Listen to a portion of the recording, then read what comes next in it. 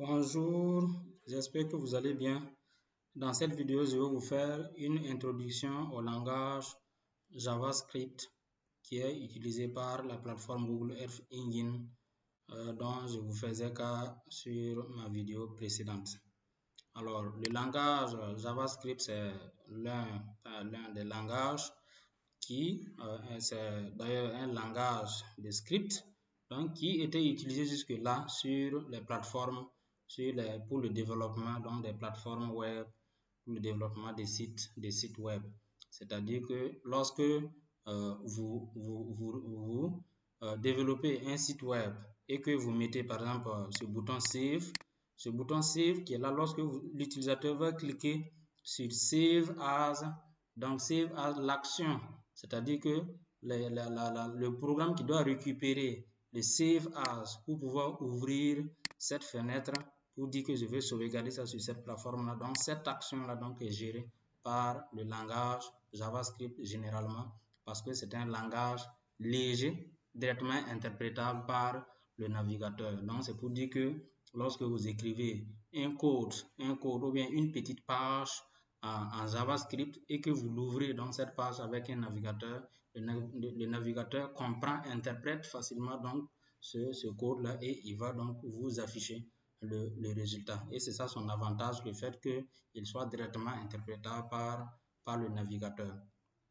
Alors, donc, c'est cette plateforme-là, c'est ce langage de programmation, ce langage de script-là qui est utilisé généralement sur la plateforme Google Earth Engine. Il y a les utilisateurs avancés ou bien qui nécessitent certaines fonctions qui ont besoin donc de faire appel à d'autres langages, notamment Python. Voilà, Python, voilà, à la limite Python que d'autres utilisateurs utilisent également sur cette plateforme-là.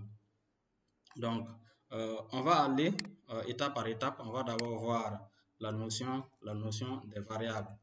Donc, comme tout autre langage informatique, lorsque vous développez votre programme, vous ne pouvez pas donc vous en passer donc de ce mot-là qu'on appelle généralement une variable, qui n'est rien d'autre comme une boîte dans laquelle ou bien une étiquette donc que vous affichez, que vous étiquetez, donc vous devez vous étiqueter vos données, quitte à ce que même si dans votre code, même si vous avez 1000 lignes de code et que à la 99e ligne, vous mettez par exemple, vous faites référence à une variable A par exemple, que le programme puisse savoir qu'il doit aller récupérer la valeur 25 qui est en réalité la donnée donc de la variable A. Donc, et c'est ça l'importance des variables. Et en JavaScript, pour pouvoir déclarer une variable, surtout sur cette plateforme Google Earth Engine, on utilise le mot-clé var. Donc, vous utilisez var, je vais mettre var image, var A, voilà, A simplement, bien var variable. Voilà. Donc là, vous venez donc de déclarer votre variable, mais elle n'a aucun contenu. Donc, pour pouvoir lui affecter donc du contenu, vous dites var variable est égal par exemple à mon premier programme, par exemple, mon premier programme. C'est un exemple. Ou bien var b est égal à voilà, un chiffre par exemple comme ça. Donc là, on a déclaré notre variable et on lui a affecté des données. Voilà. Donc pour le moment, ça paraît bizarre, mais lorsque on va rentrer dans le script, donc pour pouvoir rédiger donc des scripts profonds qui vont nous permettre d'exécuter des tâches, vous allez mieux comprendre ce qu'on appelle dans les variables. Donc vous allez voir que pourquoi j'ai écrit mon premier programme avec des cotes et la variable, la donnée 12, je n'ai pas mis de code parce que ça c'est du texte. Donc toutes les données du type texte qu'on affecte dans les variables sont toujours encadrées par ces simples codes-là. Et si c'est pour les chiffres, on met seulement la variable la valeur, ou bien on met simplement, voilà, si c'est des données de type double, on met 12 points, virgule par exemple.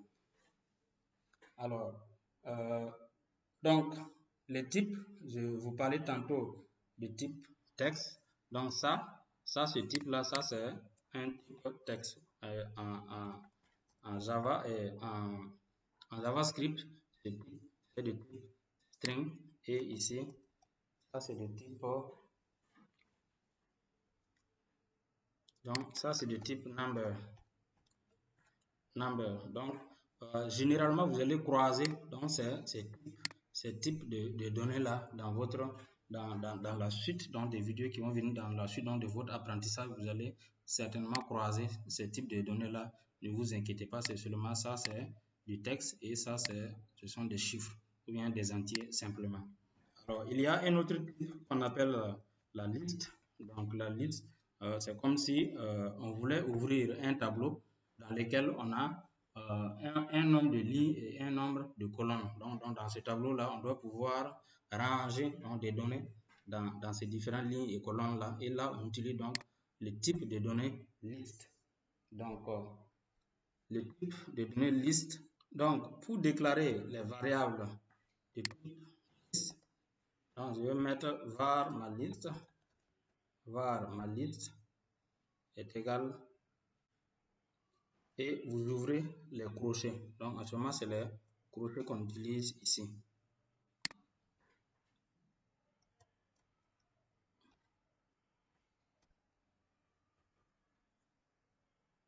Ok, donc vous utilisez les crochets ici. Donc si ma liste comprend par exemple une suite donc des valeurs de données entières, par exemple comme ça.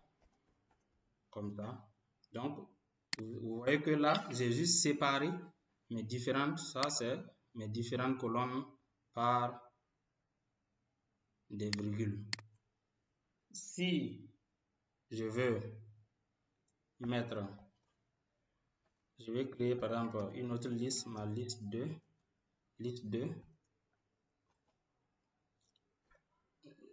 j'ouvre également mes cotes, les crochets bien sûr, et vous voyez que là si c'est du texte, je vais mettre par exemple John, ça ce sont des noms d'utilisateurs, John, Mohamed par exemple.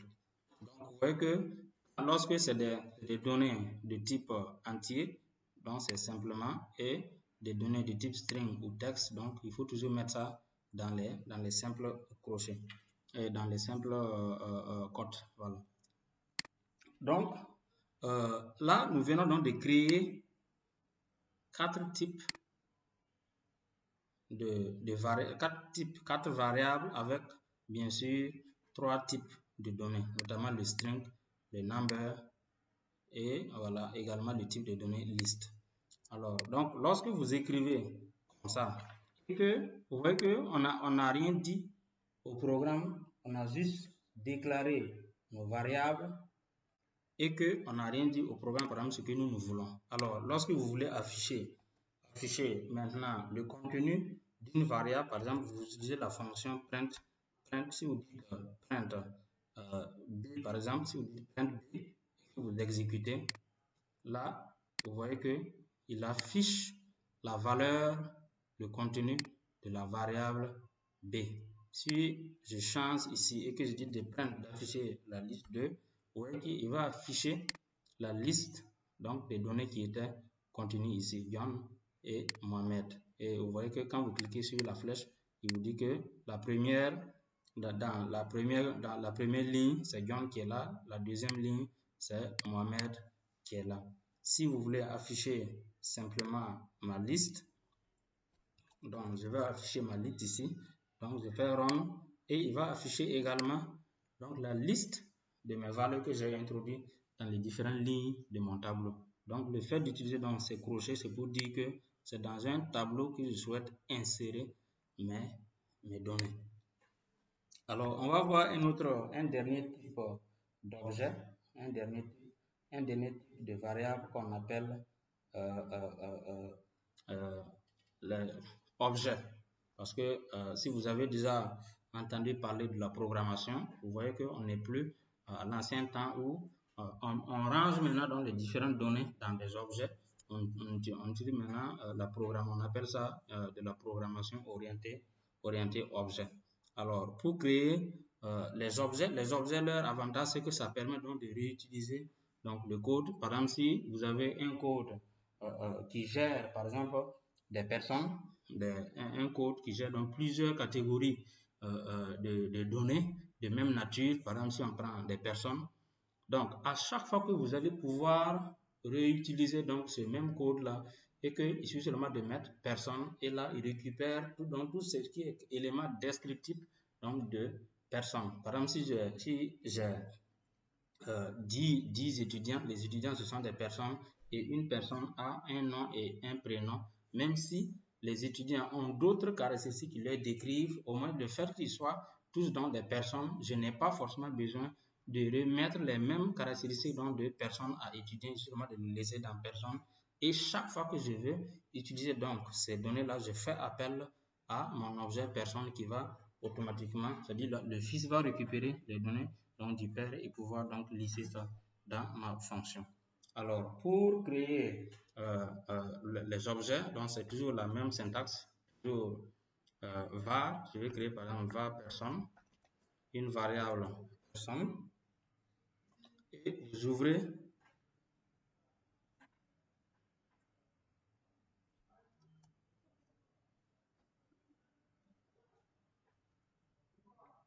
voilà, donc vous utilisez donc ces crochets, et donc vous ouvrez le crochet. Quelles sont les différentes caractéristiques? Donc, qu'est-ce que nous voulons créer? Par exemple, j'ai une personne dont son nom est Jean-Baptiste, par exemple.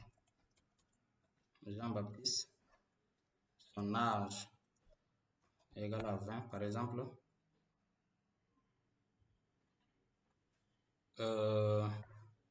Son teint, le teint, par exemple, égal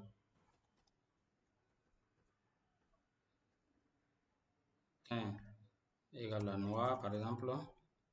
Vous voyez que lorsque vous êtes en train de créer une variable de type objet, vous voyez que j'ai d'abord commencé par var, mais à l'intérieur de cette crochet-là, je ne mets plus var parce que ça, ce sont donc des attributs donc des personnes que je suis en train de définir. Et ces éléments, on les appelle des attributs, donc qui permettent de décrire la personne. Donc,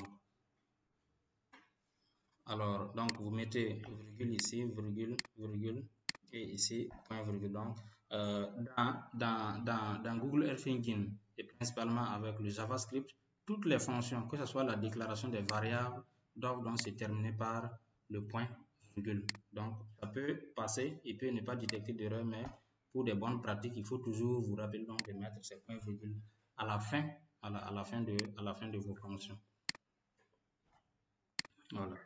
Alors, donc, vous voyez que là, j'ai créé ma variable, mon objet personne. Donc, je vais lui demander maintenant d'afficher personne. Donc, affiche-moi personne. Personne.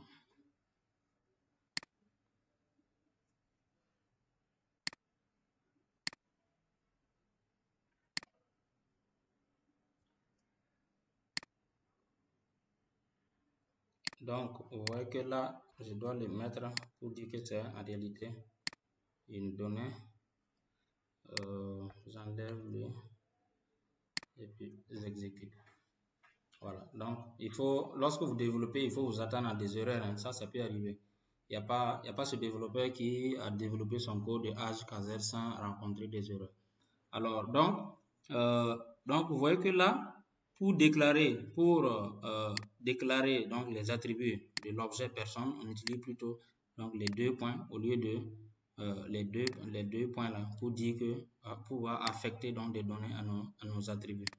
Et ensuite, maintenant, quand on fait prendre personne, vous voyez qu'il met ici que personne a 3 propriétés, personne a 3 attributs.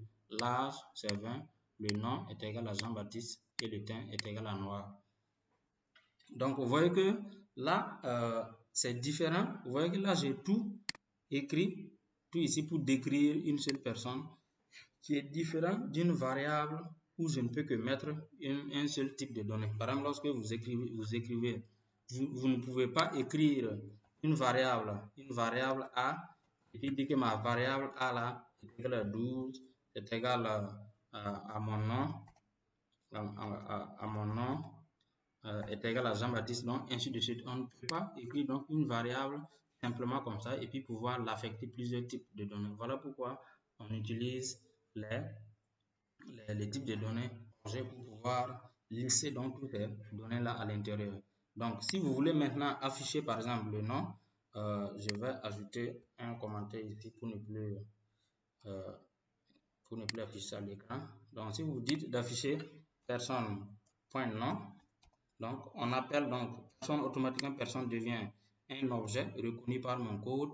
Donc je mets simplement personne.nom et puis j'exécute, il va dire que personne.nom est égal à Jean-Baptiste. Donc c'est une façon donc d'organiser vos données pour pouvoir les réutiliser. Il y a ce que je ne vous ai pas dit également, c'est les commentaires. Donc lorsque vous êtes en train d'écrire un code, pour faciliter la compréhension donc de ce code là, vous utilisez donc ces deux barres là pour pouvoir donc mettre le code pour dire décrire donc tous les différents compartiments donc, de votre code pour que d'autres utilisateurs, lorsqu'ils vont prendre votre code là, qu'ils puissent vraiment comprendre le contenu de votre code. Donc ici je vais mettre déclaration d'un objet. Alors, donc pour pouvoir la déclaration donc pour pouvoir écrire donc les commentaires, vous pouvez utiliser les anti-slash, 2 anti-slash et vous mettez mon commentaire par exemple, ou bien vous écrivez comme ça anti-slash étoile mon commentaire, donc mon commentaire, ceci est mon commentaire, ceci est mon commentaire 2, ainsi de suite. Donc, autant de commentaires que vous avez sur plusieurs lignes, donc vous écrivez tout ça et à la fin, vous fermez avec l'étoile et puis l'anti-slash. Donc, c'est pour dire que tout ça, il considère tout ça étant comme un commentaire parce que c'est entouré donc de ces deux éléments, l'anti-slash, étoile, et puis étoile, anti-slash. Donc, un commentaire sur une seule ligne, vous utilisez seulement les deux anti-slash là et les deux slash, vous allez le dire. Donc, et un commentaire sur plusieurs lignes, donc vous utilisez slash, étoile, slash pour pouvoir cadrer dans votre commentaire. Alors, la dernière des choses que nous allons voir dans cette partie, c'est les fonctions. Donc, les fonctions, c'est vraiment tout ce que vous allez faire maintenant, ce sont des fonctions que vous allez appeler. Des fonctions, soit vous-même vous allez écrire des fonctions vous-même, des fonctions de calcul de l'NDVI, ou bien des fonctions de calcul, des fonctions de calcul de l'NDVI, des fonctions de calcul d'autres indices, donc qui vont vous faciliter le travail lors de votre développement sur la plateforme. Donc, je vais mettre un nouveau commentaire, les fonctions. Donc, c'est la même chose pour pouvoir déclarer une fonction, c'est toujours le même nom. On va imaginer par exemple une fonction moyenne qui calcule par exemple les moyennes la moyenne par exemple des bandes, la moyenne des bandes que je vais acquérir par exemple. Donc, je vais dire que cette fonction est égale. Donc, je vais utiliser le mot-clé fonction de Google Earth Engine qui est un mot-clé qui permet donc de dire que c'est en réalité une fonction que je suis en train de créer. Et la fonction, une fonction, ce qu'il faut avoir en idée, c'est qu'une fonction prend toujours un paramètre. Donc, si je dis que ma fonction a besoin donc de 3 bandes, ma fonction doit lire 3 bandes, donc je vais mettre que ma fonction prend bande 1. Là, si on met bande 1, il va prendre ça sous forme de note. Donc, je vais dire que ma fonction prend B1, il prend B2, il va prendre B3. Donc, je veux que lorsque je vais entrer 3 bandes, donc de 3 bandes spectrales dans ma fonction qui me calcule donc la moyenne de toutes ces bandes-là.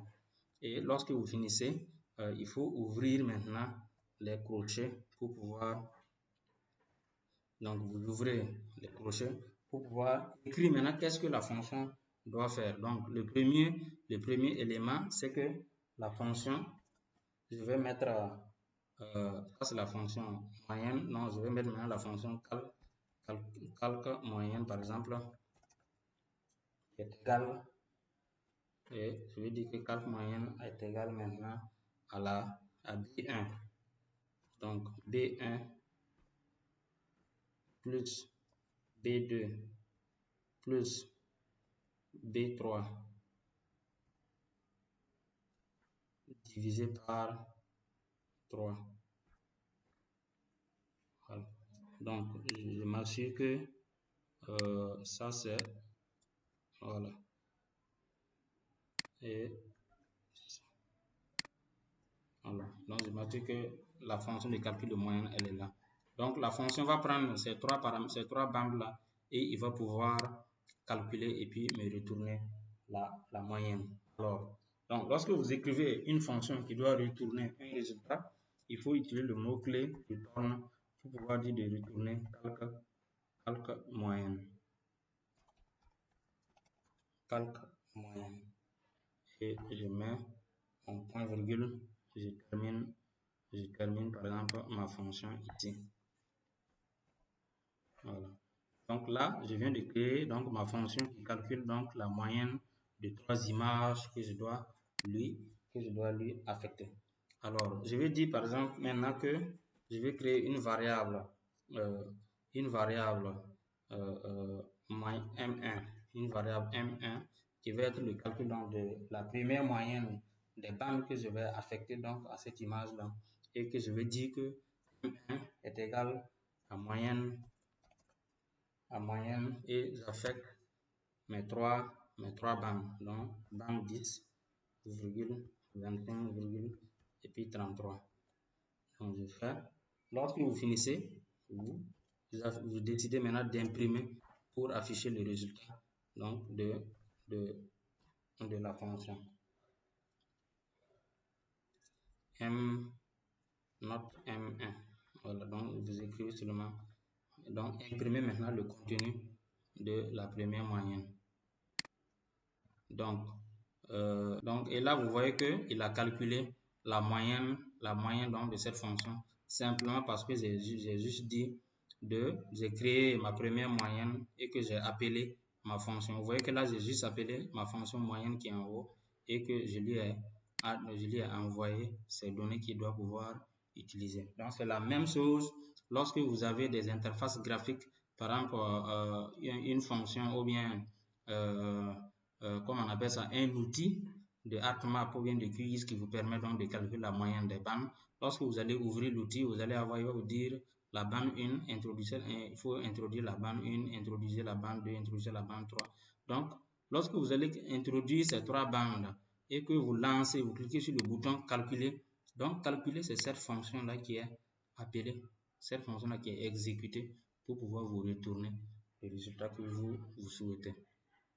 Alors, nous avons vu les éléments de base. Ça vous permet vraiment de comprendre les éléments de base, le fonctionnement de JavaScript. Et si vous avez compris ça, normalement, dans la suite des vidéos qui vont venir, ou bien dans votre apprentissage libre, vous allez pouvoir donc vous en sortir dans les différents codes que vous allez rencontrer sur la plateforme Google Earth Engine. Sur ce, je vous remercie et on se donne rendez-vous sur nos prochaines vidéos. Restez connectés.